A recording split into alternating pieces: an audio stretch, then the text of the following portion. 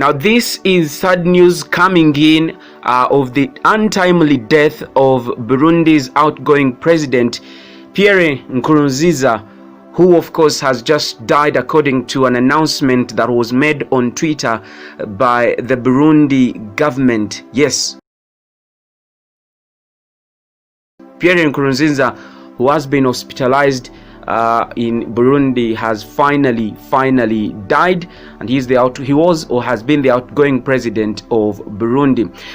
Now, more details of course will be coming in as we give you the news, but in the meantime, let me just give you a brief biography or background of Pierre Nkurunziza, among many other things that you should be expecting, of course. Now, Pierre Nkurunziza was born on December 18th, 1963 in Bujumbura, Burundi, and is a Burundian educator and former leader of a Hutu rebel group, and he became president of Burundi in 2005. Nkurunziza was raised in the province of Ngozi in northern Burundi, the son of a Tutsi mother and a Hutu father. His father had served as governor of two provinces before being killed in 1972 during a wave of ethnic violence that resulted in the death of more than 100,000 Hutus and more than 10,000 Tutsis. Nkurunziza graduated from the University of Burundi in Bujumbura in 1990 with a degree in physical education. He went on to teach high school and also served as an assistant lecturer at the university. In 1993, civil war erupted between Hutu rebel groups and the Tutsi-dominated army, and Nkurunziza narrowly avoided death during a 1995 army attack on the university campus that killed some 200 people. Now, after his escape, Nkurunziza became active in the conflict, joining the forces of the Defense of Democracy, which was the armed wing of a Hutu exile group, the National Council for Defense of Democracy. Now, in 1998, a Burundian court sentenced him in absentia to death for his rebel activities. Now, in the late 1990s and early 2000s, the CNDD-FDD split into several factions, with Nkurunziza assuming chairmanship of one faction in 2001. Now, in that capacity, Nkurunziza headed negotiations that culminated in his faction of CNDD-FDD signing a peace accord with Prince Domitien Ndayizeye in 2003. Now, as part of the agreement, Nkurunziza received immunity from prosecution for war crimes. He later joined Ndayizeye's cabinet or government, to form one political alliance. Now, he joined this cabinet as Minister of Good Governance in November 2004. Now, the CNDD-FDD became an official political party in 2005. Under Nkurunziza's leadership, the party won a decisive victory in parliamentary elections held in July.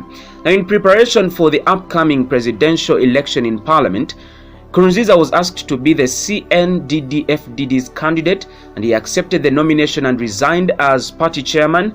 In the ensuing vote by members of parliament, Nkurunziza, the only candidate, won 151 of the 162 ballots cast and was elected president on August 19th, 2005. He was formally sworn into office on August 25th. Let's talk about his presidency. Nkurunziza faced the daunting challenge of maintaining peace and stability in the war-ravaged country. In part of early fears among other or many Tutsis of Hutu-dominated rule, he actively recruited Tutsi members to the CNDD-FDD. His new cabinet, named less than a week after he took over office, included 11 Hutu and 9 Tutsi, virtually all of whom were serving in government posts for the first time. 7 of the new ministers were women. Nkurunziza also made overtures to the National Liberation Forces, the last Hutu rebel group remaining outside the peace process. His first attempt to renew the peace talks was rejected by the FLN in September 2005, but he brokered a tentative ceasefire with the group during talks held in Tanzania in 2006. The threat was also soon ignored. However, an intermittent violence resumed. No substantive agreement was reached until May 2009, when the FLN convened with Nkurunziza in Bujumbura and signed another ceasefire. In December of that year, Nkurunziza met with FNL leader Agathon Rwasa and signed a definitive peace agreement.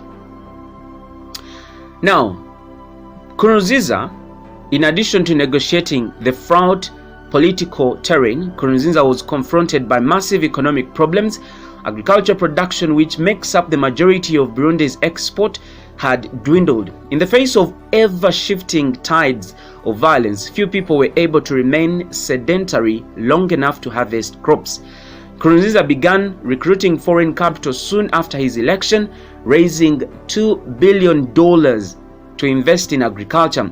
In November 2006, Nkurunziza successfully ushered Burundi into the East African Community Economic Bloc, and in April 2007 aided in the reformation of the Economic Community of the Great Lakes countries, a trade organization including Burundi, the Democratic Capital or rather Republic of Congo, and Rwanda.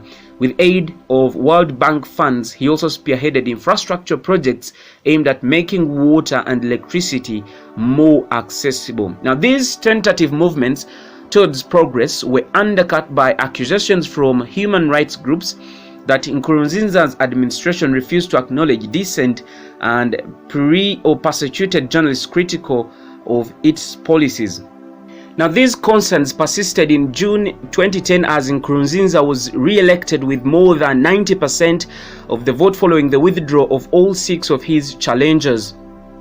On May 13, 2015, Nkurunziza joined the East African leaders in neighboring Tanzania to discuss some of the crises in his country, and of course, while he was out of the country, Major General Godefroid Niyombare launched a coup. Within 2 days, however, the coup attempt had failed. Now, despite the domestic and international condemnation over Nkurunziza's plans to stand for a third term, he remained resolute in his decision. The dates of the presidential and parliamentary polls were repeatedly delayed. However, because of the ongoing violence within the country and criticism that the political climate was not conducive for elections, as well as international pressure to postpone the polls, opposition groups, citing unfavorable conditions in the country, announced that they were boycotting the elections. Now, amid unrest, Nkurunziza won a third term on July 21st, 2015. Now, Nkurunziza's third term was plagued with ongoing unrest and violence, particularly perpetrated by the authorities and the Imbonerakure, the youth wing of the CNDD and FDD. Although Burundi initiated a withdrawal from the International Criminal Court in October 2016 and formally left the body a year later, the country still faced an ICC investigations into alleged crimes against humanity committed between April 25th and October 2017. In March 2018, Nkurunziza was granted the title of Eternal Supreme Guide by the CNDD-FDD. Later that year, controversial amendments to the constitution were passed via referendum and then promulgated. This, of course, raised a couple of fears that Nkurunziza would stand for president again and potentially extend his time in office for 2 more terms after the expiration of his current one in 2020. He denied intending to do so. However, his denial appeared to be blustered when in January 2020, the CNDD-FDD designated Evariste Ndayishimiye their candidate for the presidential election scheduled for later this particular year. Now, that's all we had for you about the death or the untimely death of the president of Burundi, Pierre Nkurunziza, who was born on 18th 1963 December, and he was aged 56 as of today. May his soul continue resting in peace, or rest in eternal peace. Keep subscribing for more of these stories.